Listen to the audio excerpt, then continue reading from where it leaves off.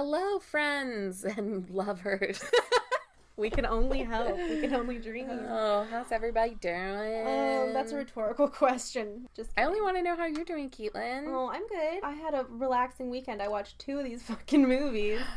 Wow, 2 scary movies. We're only going to talk about one today, but it's a doozy. Oh, boy. Oh, boy. Yeah, I don't know. I'm just I'm getting ready for a visit from my parents. They're coming for a week, so I'm stocking up on all my rest and all of my food items and all of my, who am I kidding? My parents are going to buy me so much food while they're here. What are you going to do with them while you're here? You know what? I think I'm going to take my mom, if I can, to a comedy show. Oh. Because she really likes stand-up, and it's such a hidden secret of New York. It's so cheap here if you find good ones, and there are really good ones all over the place. And good comedy, too, not shitty open mics.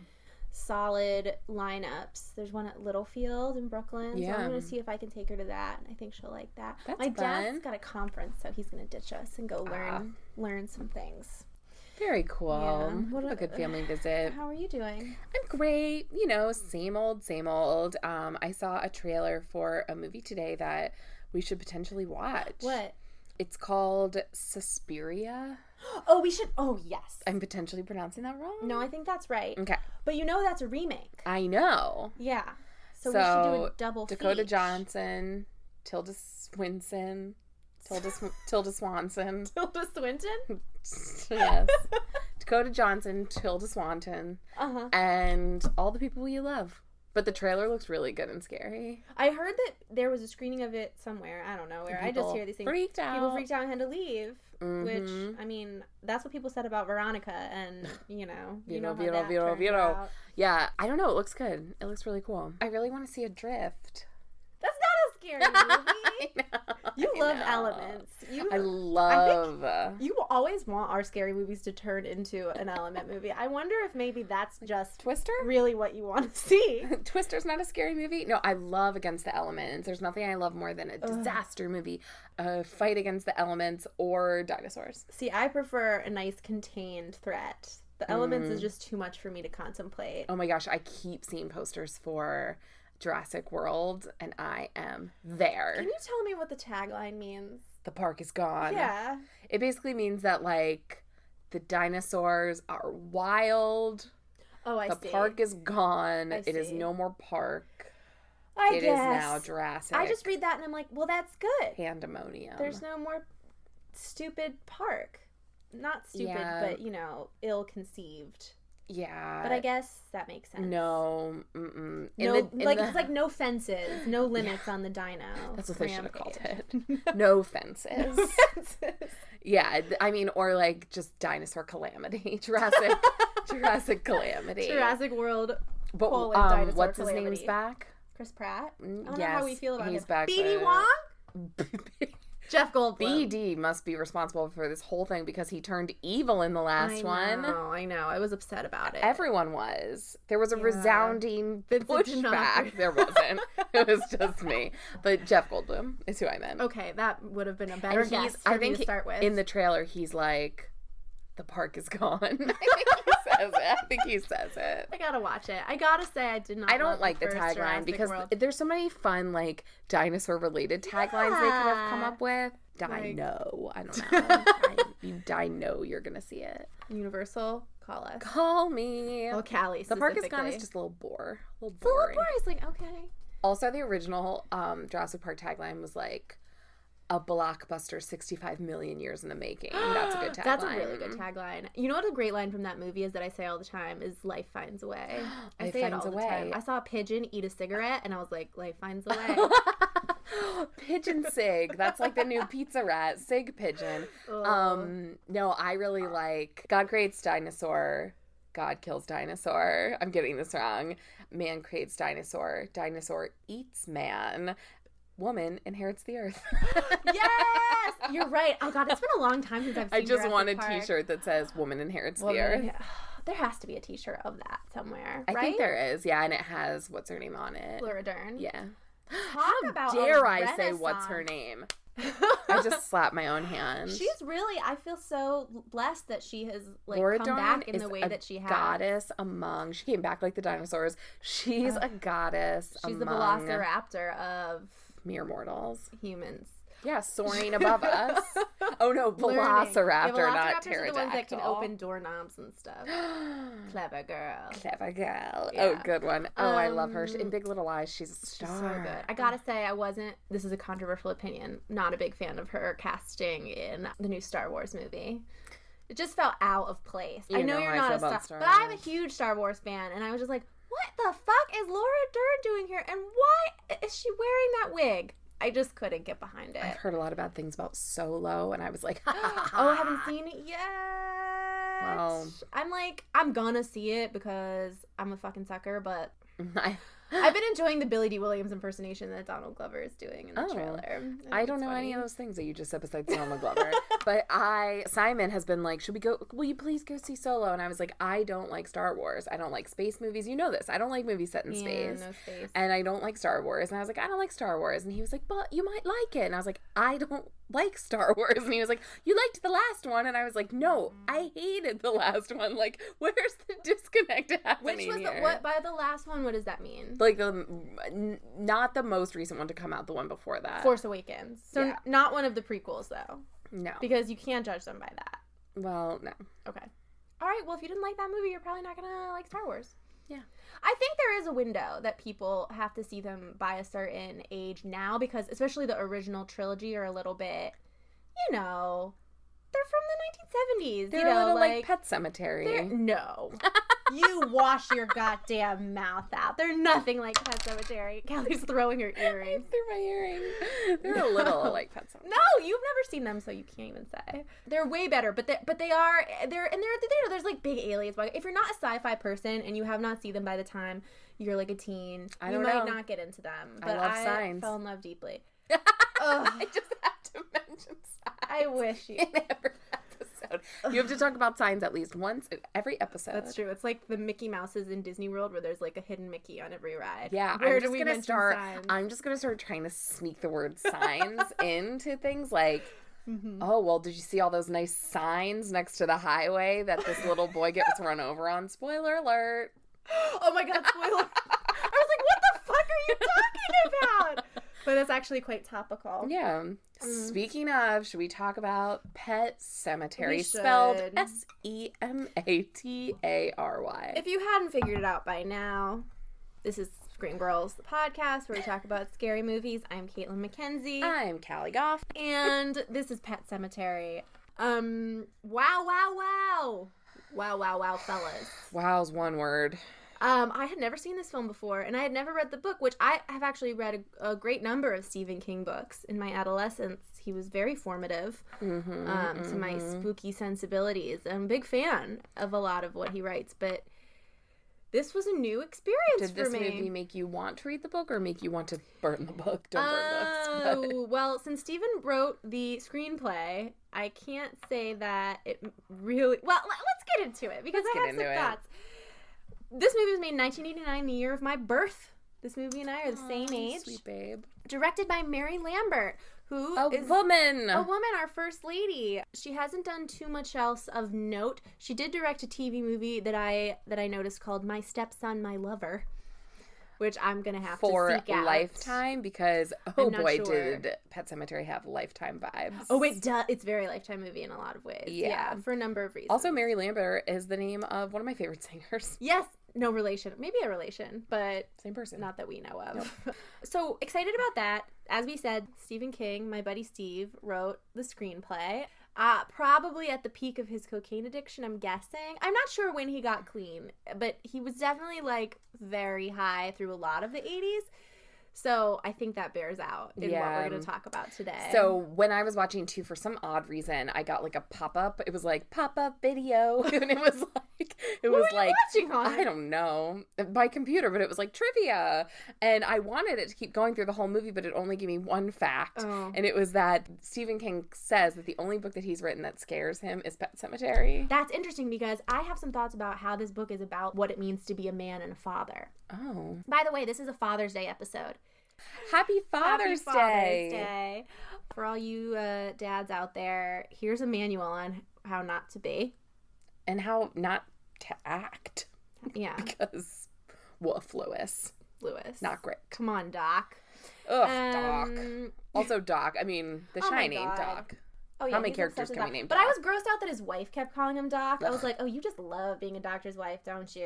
Don't you, Rachel? This movie's you're gonna hear a lot of ugh from me, and I apologize in advance. I also will preface this by saying I did enjoy the watching of the movie. Like, I had a good time with it. So, but there's a lot to get into. So how's it start? Oh, God. Okay, how does it start? It starts with, like, a lot of spooky shots of the pet cemetery, which is a cemetery where lots of pets are buried, and there are cute little rhymes about the dogs and cats and fish.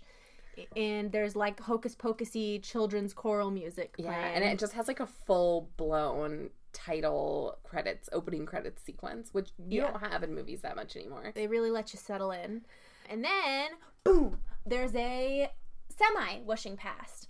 There's a lot of semis in this movie, semi-trucks, because our protagonist, a doctor named Lewis, and his family, his beautiful young family, are moving into a house on a road that a lot of semi-trucks for some reason utilize. It's like a tributary to or from the expressway. Yes. Presumably. Yes. Which, like, not great. Not great for the real estate, you know? For, like, resale value. Well, here's an important question that I have, because his daughter gets out, his cute little daughter, Ellie, she's excited. His wife, Rachel, gets out, and he says, what do you think? And she says, it's beautiful, and hugs him.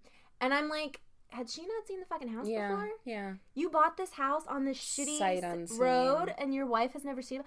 Like, how could you make a purchase of that size without your wife's They had input? A rough relation, I felt. Also, there were a lot of odd things going on in their relationship. This is what happens when you let a dude go and make these purchases. He buys a house on a dangerous-ass road. Yeah, so with dangerous. Trucks going down. Also, like, they have 2 young children. We'll get to it, but the minute they moved in, it should have been like, we got to put up a fence ASAP. Yeah, for the cat, too. Because they also have a cat. Hello. And the guy across the street is like, oh, this street's killed many animals. And it's like, put up a fence. Fences are a thing in existence. Yes. We could get one. We've had fences for many years. Centuries. Hey, go take some of the graves from the pet cemetery. You got some spikes right there. Make a fence out of them. I mean, you have a little boy. Okay, so this is the family. It's Doc, Lewis, I forget their last names, but Creed, Lewis Creed, his wife Rachel, who has a blonde pixie cut, little Ellie, who's like a cute little, I don't know, like 6-year-old, 7-year-old. Callie's making a face. I didn't like Ellie. I'm just gonna put it right out there. I didn't like her. She's got that like 80s charm. I didn't like her. You made a really good comment during Veronica about how the kids were not overly precocious. They were just like sweet kids. She was too like, Daddy, have you seen my cat? Like, I didn't like her voice. I didn't like her vibe. She was very sorry. She's a child, overly but precocious. I couldn't. Also, kind of psychic. Ends up having also, psychic talking dreams. about God all the time. I couldn't. I'm sorry. And then I'm gonna try to be more positive about this movie. Otherwise, this isn't gonna be very fun. And then we have the littlest baby, and he's like maybe 18 months old, 2 years. He's a toddler. Yeah, probably 2. 2. And his name is Gage. Is Gage. And he's a little boy he's Michelle's annoying friend on Full House. And he's in Kindergarten Cop. He's a little boy that says, maybe it's a tumor. It's not a tumor. Yeah. But he also says, boys have a penis, girls have a vagina. Yeah, so he went on to bigger and better things from this movie. He's a good little baby actor. Very young. He's super cute, got big also, though, eyes. Okay, no judgment, truly no judgment, but I was just like, his parents were ready to breed a child actor. Yeah. Like, he's a baby. A little bit of judgment who then me, became... I have to say. Like, if you're putting your literal baby in a horror movie written by Stephen King, like, I have to question your judgment. And if you read the entire script, like, you got to the end of the screenplay and you were like, yes.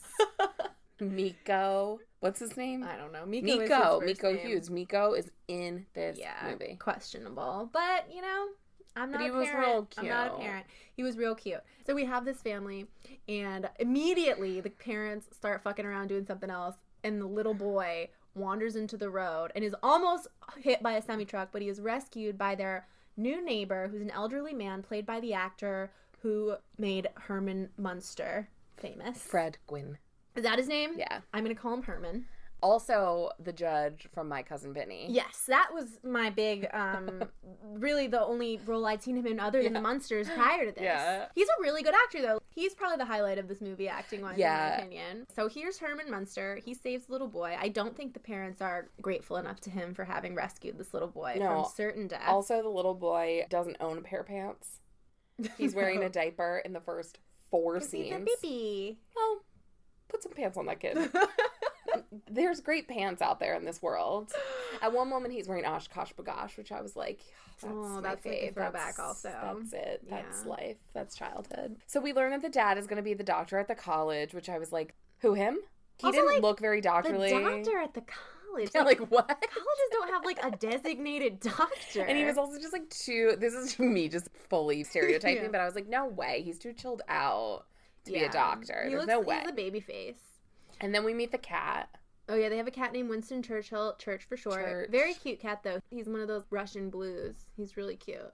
Callie doesn't like cats. She's very allergic. Callie's very allergic to cats. At this point, I don't remember exactly what was happening, but I said the underacting of the dad is just, like, Lifetime movie worthy. Yeah. I mean, it becomes progressively more apparent, but he's always at, like, a 2. Right. Whether he's, like, chastising his wife yeah. or digging up his dead son. He's always Spoiler around, alert. like, I don't know, honey. Yeah, he's made a choice to sort of be kind of numb to everything. But, like, from the get. Yeah. And honestly, there were some moments that I was like, I don't think this screenplay is all that bad. I think the acting is making it a lot worse. See, I thought the screenplay was terrible. And I enjoyed the movie. That's valid. Because we'll get into it, but nothing anyone does makes a goddamn lick of sense. No one's motivation for anything holds up. It's insane. So let's get into this specifically. Perfect transition. Yeah. Well, first of all, we meet Missy, who the fuck? We meet Missy. Missy is their, like, help. And she's, like, has no chill. And she is the totally, like, the woman from The Haunting who's like, no one can hear you if you scream out in the night. Because she's just like, oh, I've got these ongoing stomach pains. Yeah, she's just like, I've always wanted to marry a doctor, but instead I got chronic pain. And now I've met nobody. Yeah, it's like oh, okay, Missy. And Rachel's like, all right, can you come back on Monday? Then the old Herman Munster, takes them to the pet cemetery to check it out. Yeah. And he's like, the little kid can learn about death. Yeah. And the mom's like, why? And I'm like, okay, all right. Yes. The first thing of like, what the hell is the motivation happening here? She is so aggressive. She's like, how can you call it a good thing? For a child Children were heartbroken. I'm like, you got your child a cat. Like, that cat's gonna die. Also, just like, chill out. Yeah. Like, just chill, lady. Well, she has like baggage that we'll find out about. That also makes no sense. Okay, yeah. Also makes no sense. So already I'm like, why did you bring your kids, your young kids, to the pet cemetery? Like, the parents did that. They could have told Herman Munster. With this strange old man. Yeah, the strange old man who I'm like, Herman, give us some space. Give the family some space. Herman immediately insinuates himself as like as a family member. And they're kind of just like, okay. But they could have said, you know what, Herm? We're going to stay home. Yeah. We're not going to bring our infant and our 8-year-old or younger to the pet cemetery. They don't need to see it yet. They could have set a boundary with Herman. They should have set a boundary with Herman. Mean, there was that big old road. I've had crazy neighbors before, and I know you have too. And you gotta set a boundary, man. You cannot let them. You just have to make it clear because it's just like they live right next to you. There'll be no end. So they come home from the pet cemetery, and the little girl has a conversation with her dad where she's like, is my cat gonna die? And then, she sounds like Harvey Firestein. I really think she did. She had like a little scratchy throat. But I did appreciate about this moment was she just has a full conversation with herself. Yeah. Akin to the way I did in the last episode of this podcast, where I was like, have you seen any good movies lately? I saw Deadpool and like didn't. Yes. So she goes, whose decision is it if the cat dies? God's, I guess. Well, God can't have my cat. And she was like just full conversation with herself. And meanwhile, she's processing out loud. I mean, half dead dad over here is like, I don't know, honey. I don't know what God thinks or does. Cat, hug me. I did like that he called her baby. He would say, hi, baby, because my dad always calls me baby. I thought it was nice. I rewound it because I thought he said bear. But he didn't. He said baby. Yeah, so she's worried about the cat. Oh, they're worried about the cat because, he's going to go out into the road. And Herman's like, you should get him fixed because then he won't wander as much. And I'm like, okay, no, I have had affixed cats, and they still wander all over the fucking place. They're fucking cats. Yeah. So, like, they're so sure that this fucking surgery is going to make the cat not want to wander around. Literally, what are you talking about? It's crazy. It, again, makes no sense. So, he's taking Church, the cat, to get his balls chopped off. Get his nuts cut. Yeah, and the little girl is upset, and she's like, Daddy, will you promise nothing bad will happen at Church? And her mom is like, go on, give the little girl a promise. Well, which I was like, what the fuck is wrong with you, lady? Can I tell you verbatim what she said because it was cray? Yeah, say it, please. Don't shilly-shally, Lewis. Give the little girl a promise. You think this is quality screenwriting? Have you ever heard shilly-shally?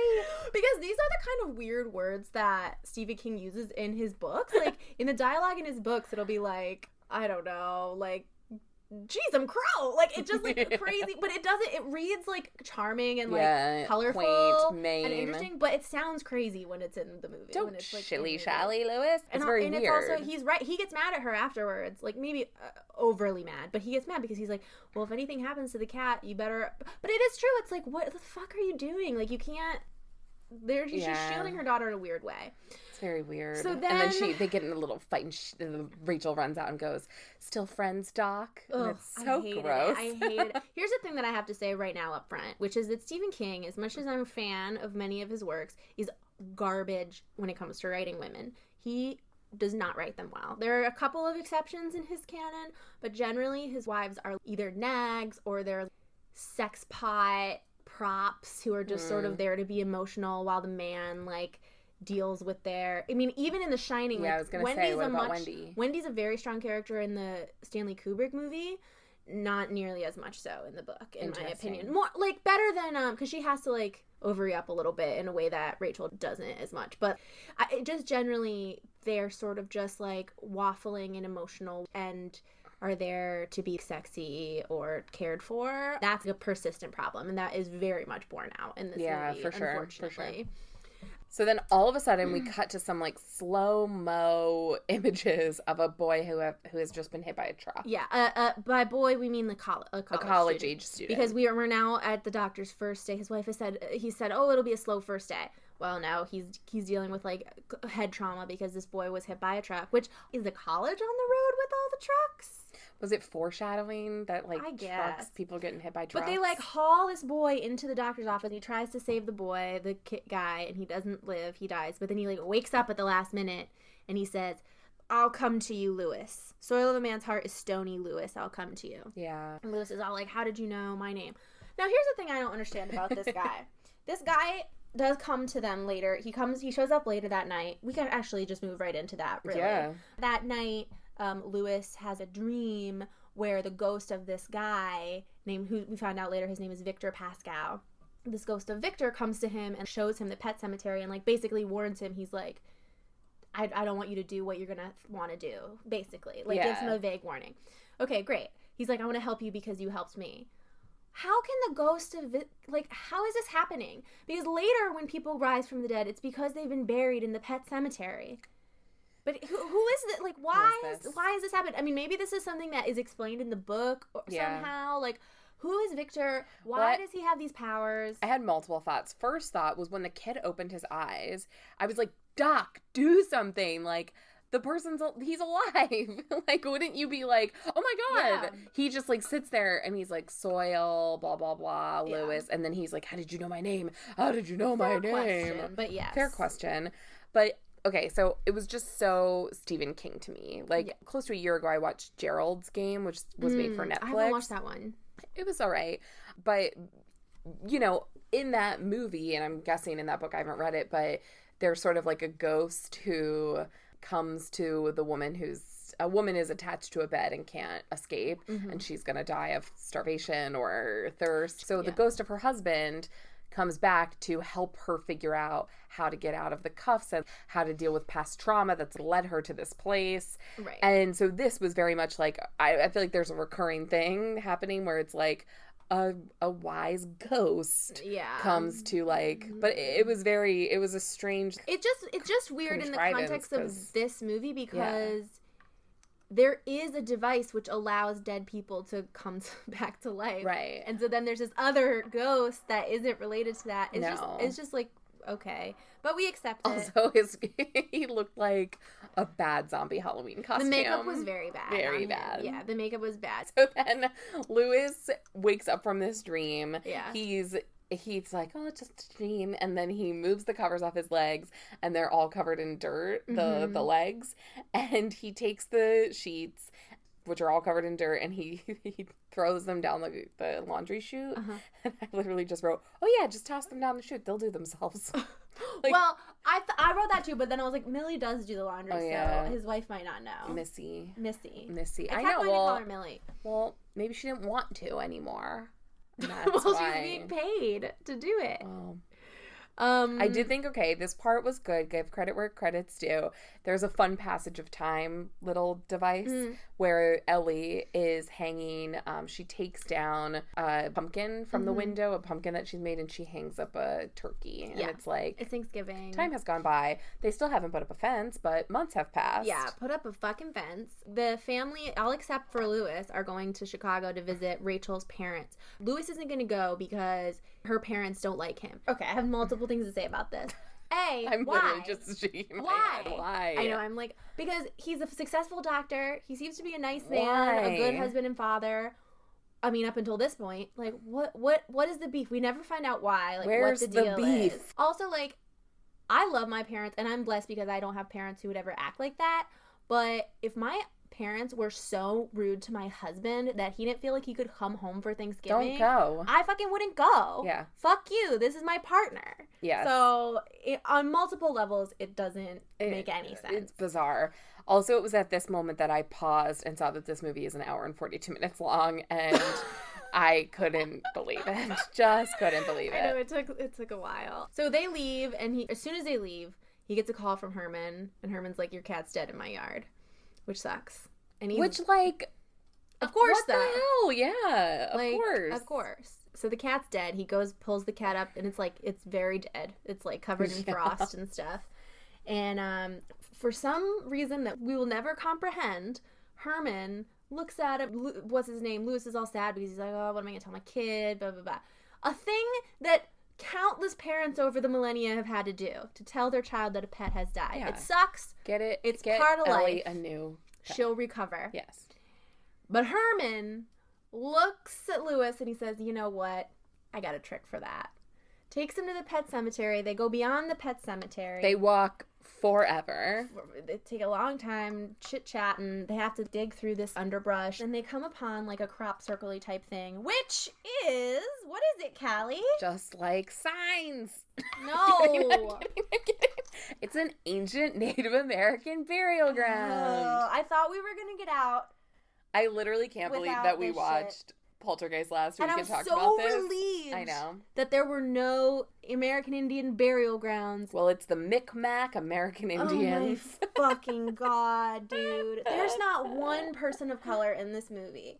There are no Native Americans. We don't know anything about the Micmacs. Oh, but we'll just use them as like a handy plot device. Yeah, Their customs and spiritual. Yeah. Like, oh my fucking God. All right. Well, so that's a Native American burial ground. Yeah. And if you bury something there, well, it comes back to life. And Herman is playing the part of the weird wise character, like Tangina, like Sister Death. He's all knowing about this burial place because he's like, only you can bury it. He says you have to bury your own, which this starts to feed into this whole like a man being sort of the head of a family or like having responsibility for his people. But he says you have to bury your own. Now, at no point during this whole process does Lewis say, Herman, why don't I just bury the cat in the normal pet cemetery? Or, Herman, you know what? Why don't you tell me why we're doing this? Or, Herman, I don't want to climb through. Like, Herman, we've been walking for 4 hours. I think you're a really nice guy, but I need some space. Yeah. He just blindly accepts whatever Herman wants him to do. He buries the cat in the Native American burial ground. They go back, and Herman's like, not a word about what we did today. He's like, what did we do today, Herman? Herman says this, women are supposed to be the ones that are good at keeping secrets, but any woman will tell you they've never seen into a man's heart.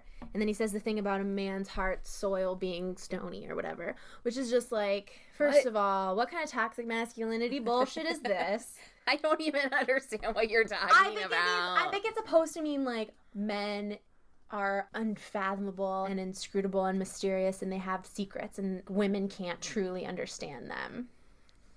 I guess. Which, but it's like, again, it's like the man is the head of the household. The man is the one who has the burden and the responsibility. Like, that's what he's saying.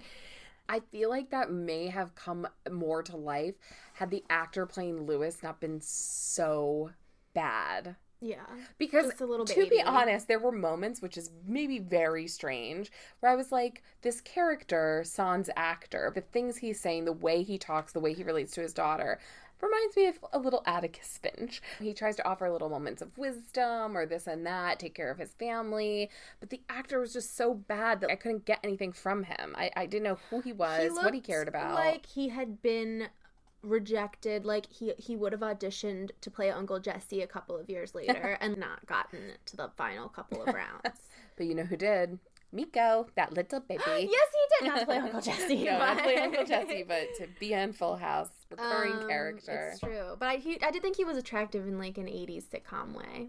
Yeah, except like dead inside. Yeah. Just for looking, not for experiencing. So the next day he goes out to the garage and he opens it and the fucking cat is back and it's alive. Church is there. And he picks him up and examines him and he's like, holy fucking shit. And then Church gives him a scratch in the face. You know, Church up until this time has been a very docile, loving cat. So it's like, what the fuck? So he goes and talks to Herman and... Well, here's the thing too, though. So they're having this conversation at the table. There's no element of like, what the fuck? Yeah. Holy shit. Like, why'd you have me do that, man? Nothing. Now I have a zombie and like, cat. this man's a doctor. Yeah. A man of science. But he's a doctor at a college. There's just like no moment. Was there a moment of disbelief even? No, he's just like, all right. Well, then I guess he says maybe he wasn't really dead. Yeah, but then Judd's like, no, he was frozen to the ground. Yeah, he made us sound like a piece of tape coming up. I loved Herman. I do have to say I loved him. But this makes no sense. Herman tells us a story. Herman tells us a story of his dog who died when he was young, and he was very, very sad. He was a little boy. So he buried him in the Native American burial ground. And the dog came back mean and bloody. Smelling of the ground. Like, attacks his mother, and his mother's like, he stinks in the ground you buried him in! Yeah. Which is not something I think any human would ever say. And then, apparently, they kept that dog alive, and it died of old age. Yeah. So, he knows that burying something in the Native American burial ground, it's going to come back fucked. It's not going to come back and be your loving cat. The ground is spoiled. Sour. The ground is sour. So why would you do it? And he's like, I just wanted, I wanted your little girl. I didn't think she was ready to learn about death, and maybe next time she would be ready. First of all, weren't you the one who showed them the pet cemetery in the first place? Second of all, so you want her to have a mean cat that's going to be nice one day and then scratch the fuck out of her the next day? That's what you want for her? Really it makes crazy. No goddamn sense. No sense. The whole decision around which this movie hinges is so faulty. And then... I know, and it would have been so much easier, honestly. Yes. If Herman didn't help him. I don't know, even apropos of nothing. If the dad was like, you know what? I'm not going to bury... There's too many dead pets already in this pet cemetery. I'm going to go over the hill. And Herman's like, fuck, you did what? Like, what'd you just do? Yeah. Like, that would have made more sense. Absolutely. Herman is just getting in everybody's business.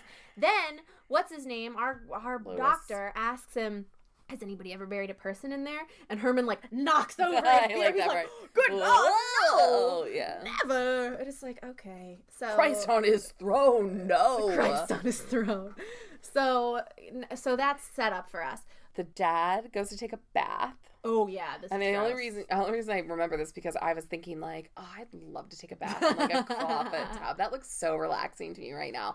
And then a freaking dead rat falls from the ceiling and into the bathtub, and it's absolutely disgusting. Church brought him a dead rat. Then the dad screams at the cat. Like the cat has advanced cognitive abilities. He goes, how the hell did you get in here? And it's like, He's a cat, man. He's a zombie cat, but yeah. What, that cat hit a dead rat to fuck with him? But yeah, because I'm also like, cats bring you shit out of love. Yeah. They're like, oh, I brought you a food because you're an idiot. I know, my dad and stepmom have 3 cats, and each cat brings them something different. Oh, it's disgusting. Disgusting. One cat brings them like poultry, not poultry, but like birds. Yeah. Another cat brings them lizard, reptile type things. Oh my. And the other one, the one that they're like that.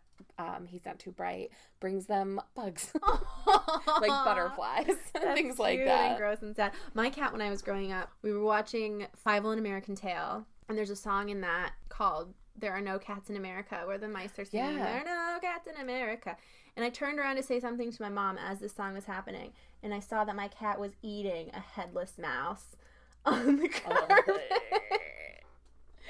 Also, one time she brought us a baby bunny, and it was really upsetting. But the bunny was alive, so I think it was okay. I ran away and cried, and my dad was like, the bunny's fine! Oh, yeah. Meanwhile, he buried it in the pet cemetery. Yeah.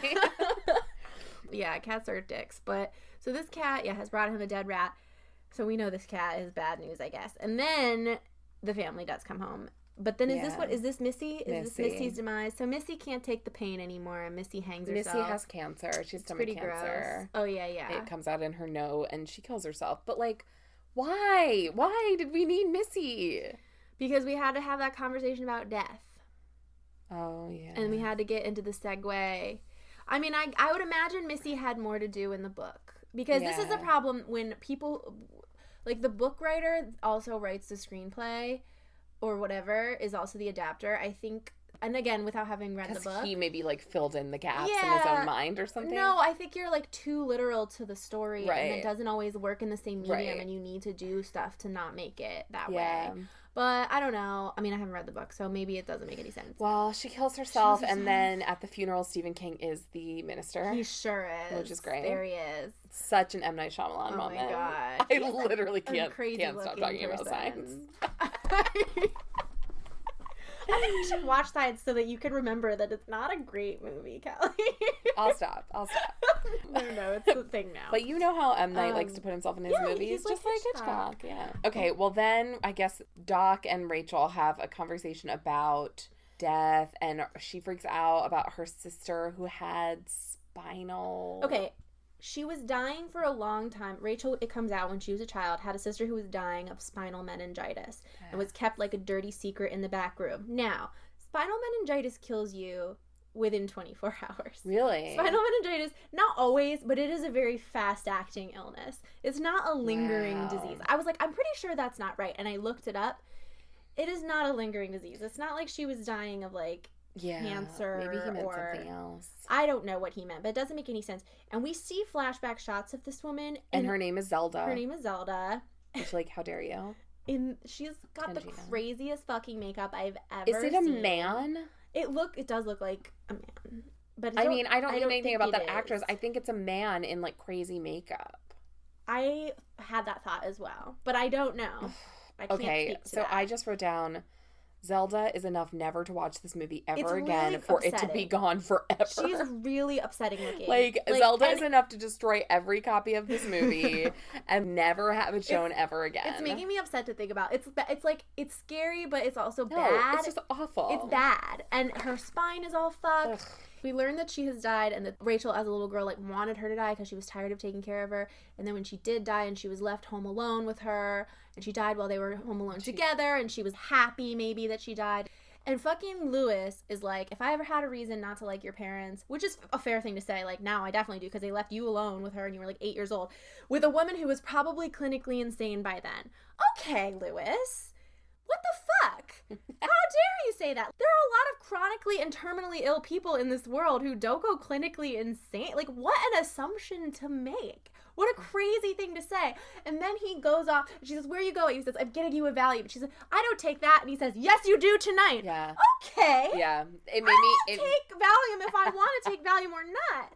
I Doc? was LOLing to the point where I wrote down LOL at this moment. It was so insane. I'm going to get you a Valium. You know I don't take. Tonight you do. And it was like, what?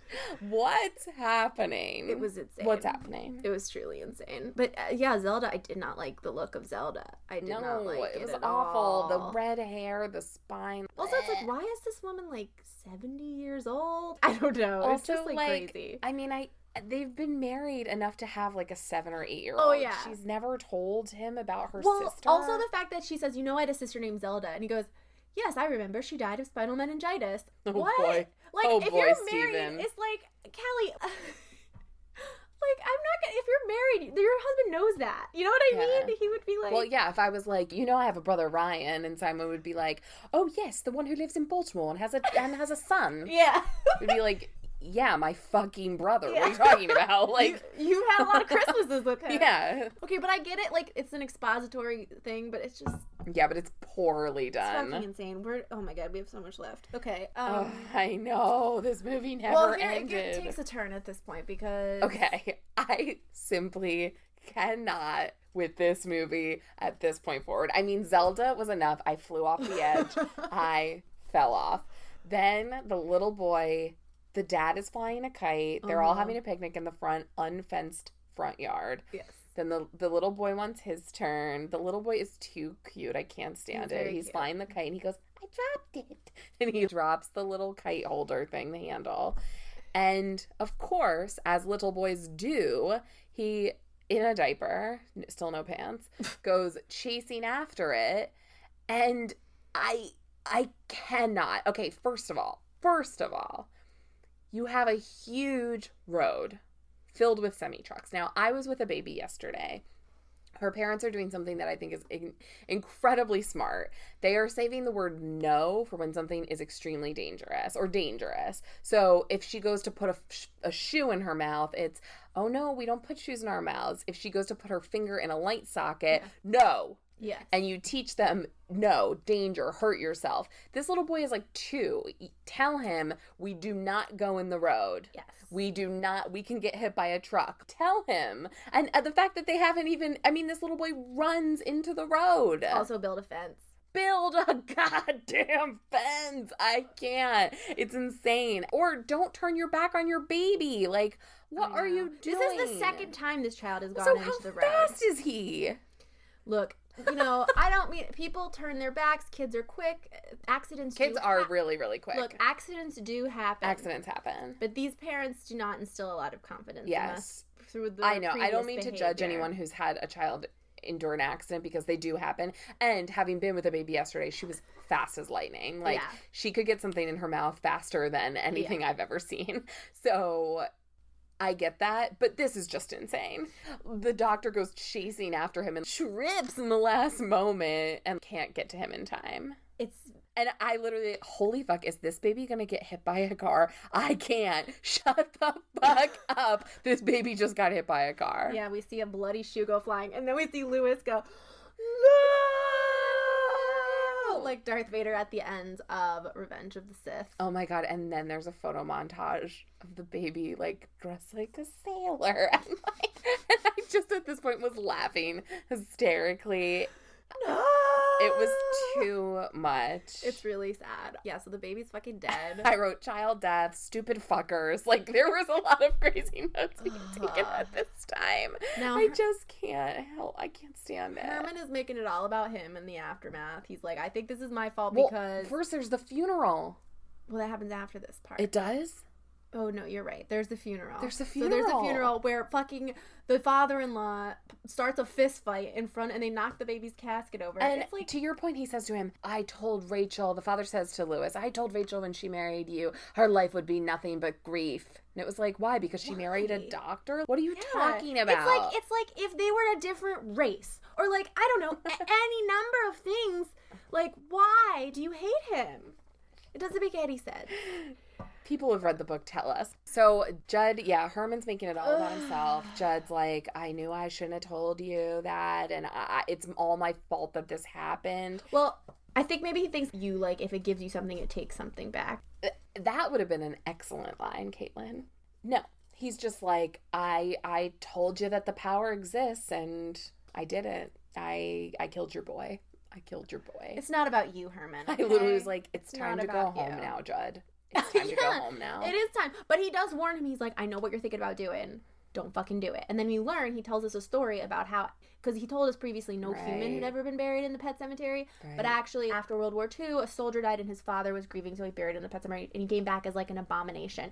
We also learn that Herman and the townsmen burned the whole house down with not only the zombie boy, but also the zombie boy's father inside. They murdered the zombie boy's father. And I was like, you gotta burn the whole house down? The whole house? We can't just like wrangle Timmy.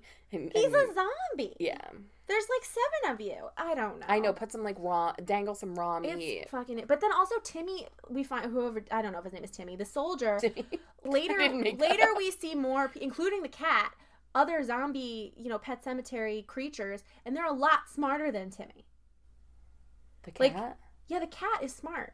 The cat's bringing him shit, and like the cat and the little boy zombie work together. The little together. boy is like becomes like a super villain. Well, we're jumping ahead because of course the mother and Ellie go off. Ellie then starts having. We find out Ellie's having dreams that Victor Pascal is coming to her in dreams and warning her. I'm like, warn an adult. Don't talk to the child.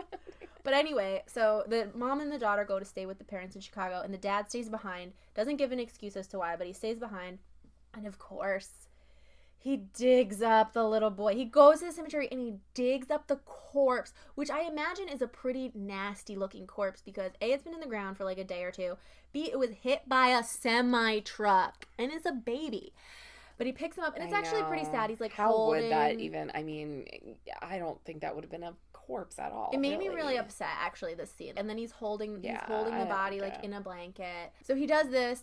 Meanwhile, the mom and daughter are in Chicago. The daughter has a crazy dream, and she says something about Pax Cow keeps warning me something bad's gonna happen to Daddy. That's what she talks about. He's gonna do something. Yeah, he's gonna do something bad to Daddy. Pax Cow, you have to call Daddy. You promise. And the mom's like, nothing bad is happening. It's just a dream. Forget all this. And then the mom walks out, and the ghost of Victor Pascal says to her, Pascal. Yeah. And she goes, Pascal? Yeah. She can't see him, but he's there. We could see him, and she's being affected by him. Yeah. So she decides to go back to Maine or wherever. Now, meanwhile, our boy Lewis is saying, if it doesn't work, then I'll just put him back to sleep. They don't ever have to know. So he buries Gage. Oh my gosh. Also, like, the fact that cell phones didn't exist and she calls the house and he doesn't answer, and so she has to fly back to Maine. I was like, that's amazing.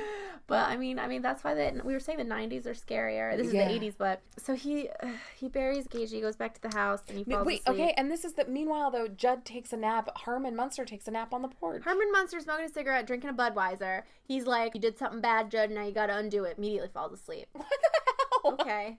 Thanks. Well, you've been up in the business the whole time. Go stop him. No, stop, restrain him. And he knows because the wife, Rachel, has called Judd and been like, where is he? I can't get a hold of him. And he's like, don't come back, Rachel. But she does. He knows exactly what he's going to do. I don't understand why he doesn't try to stop him. That was another part that I was a little confused by. He's like a sinister force masquerading as a good force. He's kind of Sister Death. He's not useful at all. No, opposite. Yeah. Opposite. I mean, Sister Death is like neutral. Anyway, Lewis goes to sleep. We see a little feet pitter-pattering into the house, digging through his doctor bag, and a little chucky hand, grabbing a scalpel. Sorry. I gotta stop laughing. Judd Herman wakes up. There's a light on in his own room. I'm trying to take us through here. Stop laughing. I'm trying to get us through. Herman wakes up and there's a light on and he goes in and he's like, yeah, why does he okay, we have to stop asking why. We're just going to talk what happens. He knows that it's Gage. He knows it's Gage, so he's calling out because he can hear him giggling. Okay, I have to say, Gage giggling and throwing the ball was the one moment that I was like a little scared. It was spooky. Yeah, it was definitely spooky. And then so Herman's looking. He goes to lift up the bed skirt to find Gage, and then he's distracted because the cat, Evil Church, meows at him. And then Gage cuts his Achilles tendon with the scalpel and then, like, stabs him in the neck and then drinks his blood. Oh, God. Now, I did think that a murderous duo of a cat and a baby was pretty cute. Pretty cute, yeah. Cat and baby killing together. Drinking some blood. Cutting some tendons. I do hate Achilles tendons getting cut. That's in another movie. I think it's what's that movie? Like Saw, but it was a Hostel. It was in Hostel. Ooh, yeah. Someone gets both their Achilles cut on the back, and it's I hate it. awful because you literally just fall forward. This is why we don't watch these movies. No torture porn. But I wrote down, surely you could fight this child. This is the thing. It's like, does he have super strength? He must. He must because have strength beyond an 18-month-old. He moves Herman's body after this. He hides Herman's body. Wild.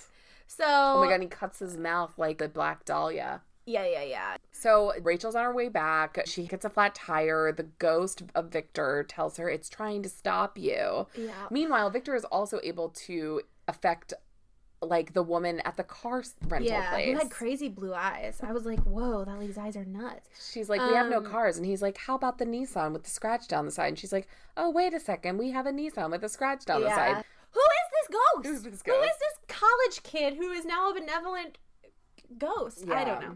Oh, so Rachel finally gets there. She, like, hitchhikes. She gets to the house. Meanwhile, Judd is sound asleep, which I'm like, you're waiting for your dead son to come back to life. Not Judd, though. Lewis is I'm sorry, Lewis. Lewis is sound asleep.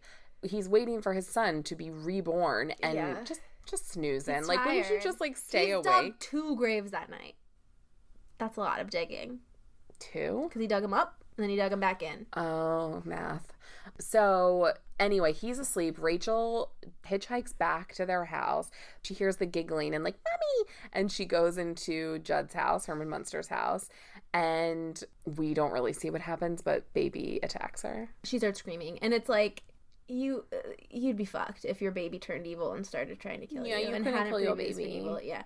So the next morning, Lewis wakes up. He sees tiny footprints. He gets a call from Rachel's father, which how'd she get back so fast? Anyway, she gets a call from Rachel's father. Can I talk to Rachel? She's there. She flew back. Ellie wants to talk to her. Meanwhile, the doc sees these footprints and he's like, uh-oh, something's gone wrong. I can't talk to you right now. I'll call you back. Then he hangs up. He goes to walk out the door. The phone rings again. And it's like, hi, Daddy. Do you want to play with me? God. I played with Judd and I played with Mommy and now I want to play with you. First of all, this child previous to this point, I mean, I understand that he's now a zombie, but he wasn't really talking much. Now he's the got. most he he's said like, was, I dropped it. Now he's speaking in full sentences. But I guess the evil is within him now, giving him the power of speech. So he's like, what did you do? And he goes over to the house and he finds Herman dead. And then he finds Rachel. She drops out the ceiling, hanging from the ceiling. I couldn't believe it. So that baby had to have super strength. How else that baby get that woman, full adult woman up with there? With the help of the cat. This is the most ridiculous movie I've ever seen. Oh my God. So I distinctly remember a syringe being a thing. Yeah, because so he does it first to the cat. Lewis gets some kind of lethal medicine in a syringe and he puts the cat, he like lures the cat out with a stake and he puts him down, and then he's going to do the same thing with Gage. And he wrestles with Gage. Wrestles with what is very obviously a mannequin, a child-sized mannequin. It's very Chucky. Like, the hand with the scalpel is very, very Chucky. I don't know. Chucky was post this, I think. Was like early 90s. But I hate that movie, Chucky. I haven't seen it in a long time, but I remember thinking it was funny. But being really scared of the commercials when I was a kid. Yeah, it's one of those movies that gives me the skeeves. Yeah, I mean, it's just gross. Like, and Chucky is like a perv. Yeah, I don't know. Yucky. I don't care for that, but it's yucky. Chucky is yucky. So, so he fights. He overpowers a baby. Yeah, and he gets him in the neck. A super strong baby. Oh, and when he stabs him in the neck, He's the little crying. boy's like crying like a baby. It was really sad. Like, oh. That part was creepy. Like a baby getting a shot. But then the baby, I'm sorry, the baby walks down the hallway. Gage walks down the hallway and he turns back and he goes, "No fair." I was like, what? No fair. And he slumps down. He dies. He sure does. He gets put down. And then, oh boy. Then Doc decides to bury Rachel. Oh, but first he burns the house down. Then he decides to bury Rachel in the Micmac burial ground. Mm-hmm. And he's like, she hasn't been dead that long, so it'll be different. Yeah. So he buries her, makes the long trek. What the fuck, What do you man? I mean, by this point, he's just lost it. I mean, starting with Herman's motivation for showing him the damn thing, nobody's motivation has made sense at any point. None. But it's just like... Least of all, the ghost of Victor Pascal. Like, truly. We don't know. And he's like, don't do it, Louis. Yeah, because Herman's dead, so now he only has a ghost to yell at him. Don't do it. And he's like, no, it'll work this time. It'll be fine this time. Well, he plays a little game of solitaire on the kitchen floor. Rachel to come back. She comes back. They kiss, which is disgusting. Okay, first of all, can I just say, she has shit coming off of her face, and it's not just blood, it's like a clear liquid. Yeah, it's like coming out of her face. Squirting out of her eyeball. So gross. And then they start making out. He's fully lost it. Which is another thing. Callie, you're making a good point that he is so underwhelmed throughout the movie. There's no build to this point. No. Because if he had been getting, like, started off normal and gotten increasingly crazier and crazier and crazier, like Jack Torrance style. Had he started out as like a happy dad with like a warm guy. And then like he's driven mad by grief and that's why he makes his decision, I could maybe buy it. But he remains at the same level of like, oh, my wife is home. Let me just kiss her pussy mouth. Same level. Stephen King also is very into making out with hot corpse women. Because that is also a thing in The Shining. So so they're making out. We see Rachel reach for a kitchen knife. She lifts it up, cut to black. And we hear a scream. Roll credits. The song that plays is a song by the Ramones called Pet Sematary. And if you listen to the lyrics, they are just a synopsis of the film. Like, go to the graveyard with Victor. Like, with Victor. Like, fully a synopsis. I don't want to be buried in a pet cemetery. So it was really good. I learned that this is actually a very popular song when it came out and played on the radio a lot. So the song was my favorite part. Okay, last thing I'll say before I give this 0 stars is... You can't give it I can't give it 0. Is this isn't even about the pet cemetery. No, nothing even gets fucking buried in the pet cemetery. It's about an Indian burial Why didn't they call it Native American Burial Ground Cemetery? Spelled Sematary. Pet Cemetery is a scarier name. Yeah, but it's not or why did there have to be a Native American burial ground? I'm exasperated. Why couldn't it just be a magical mystery pet place? Cemetery? That would be cool if it's like, oh, weird. And also, like, why couldn't it be the pet cemetery and not another cemetery? Because there's the pet cemetery and then there's another cemetery. In terms of storytelling, this is not a very tight premise. What do you give it?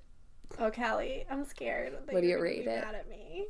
OMG. Okay, what do you rate it? Here's what I'm going to say. Let me preface this because I'm struggling, but let me preface this. So I think the movie is bad. It's very bad. The screenwriting is very bad. The acting is very bad. I think it's a really cool premise. And I think it says something really interesting about male anxiety, about being breadwinners, and about being fathers and husbands. And it's an interesting look at sort of that side of the toxic masculinity coin. I also thought it was so much fun to watch. I thought it was so much fun. Go on. I want to give it a 3, Callie. I'll permit it. But like, that's with understanding that it's like bad. It is greater than the sum of its parts because it's very bad. But just all together, it's like a fun watch. It's a classic. I can't defend it. My heart says to give it a 3. Go with. I gotta give it a 3.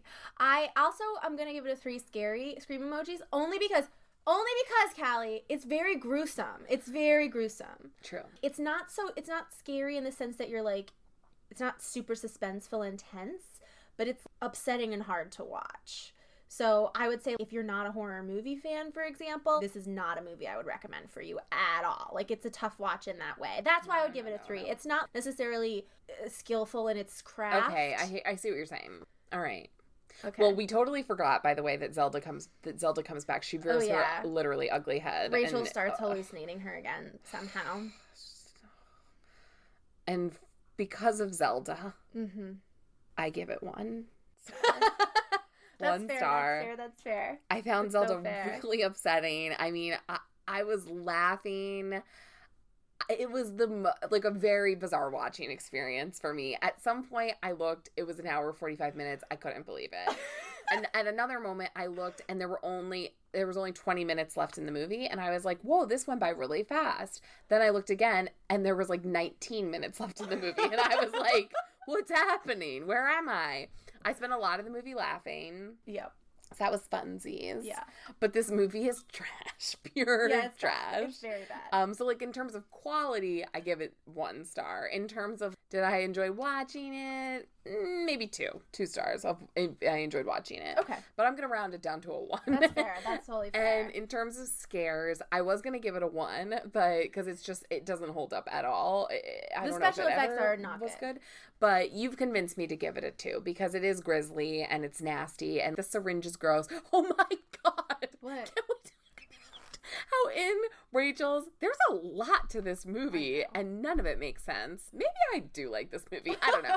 So there's, in Rachel's parents' house, an enormous portrait of a man-child dressed in like a gown with a little top hat and a tiny cane. Yes, indeed. And when the little baby is like, Mommy, do you want to play with me?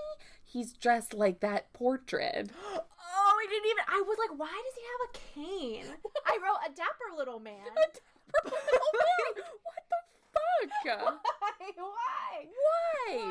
Well, there's, in Rose Madder, the book Rose Madder, which is a Stephen King book, they go inside a portrait comes to life. I don't know, maybe I feel like to your point, there's just so much more probably to this story and this book that didn't make it into the screenplay. I think probably her relationship with her parents is very fraught, and she probably was scared of that portrait when she was a kid and had to go to Zelda's room to feed her. I'm literally making this up, but like there had to be. We didn't get any of that. Like it's very likely that you didn't even notice that portrait in their house, and then all of a sudden this little boy. Notice if I didn't make that this connection. little boy is dressed in I love that you wrote down a dapper little man, just ready to cut your throat.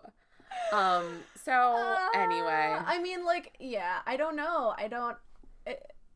It's just I would recommend, if you like scary movies, I would recommend that you watch it. It's worth a fucking watch. If you like scary movies, and especially if you like, I'm a fan of Lifetime movies and like made for TV movies. Yeah. This was very much like It, the made for TV which I actually like and is actually to me really scary, but it's cheesy, like it's corny. But it's bad in a fun way. Like it is definitely bad, but it's joyfully bad. Yeah. Totally. That's true. I think we've exhausted ourselves. Totally. The only thing I'll add is the reason I keep having to go back is because I was taking such shit notes. Like I was just taking horrible notes because half my notes are just ha ha ha ha ha ha ha. Because I know. Just why? Yeah, why? Oh my gosh. Yeah. Well, I hope everyone has a really nice Father's Day. Please build a fence around your house if you live near a busy road and you have pets or children. Yeah, and wish your dads a happy Dad's Day. Yeah. Watch Pet Sematary with them, or like just listen to Scream Girls with them. Dads love Scream Girls. Yeah, my dad does. I think. And in the meantime, connect with us on social media. You can follow us on Twitter or Instagram at ScreamGirlsPod. You can also like us on Facebook. And you should, because we post in advance what movies we're going to be watching the next week. And you can email us with your recommendations at screamgirlspodcast@gmail.com. If you like this podcast, it would help us out so much if you would rate us. Just go on iTunes or wherever you listen to your podcast, scroll down where you see the stars, tap however many stars you want to give us, follow your heart, and tell your friends about us. Yeah. I cannot promise that we'll pick a better movie next time, but I can promise that we'll have fun talking about it. Okay, thanks for listening. Bye. Bye.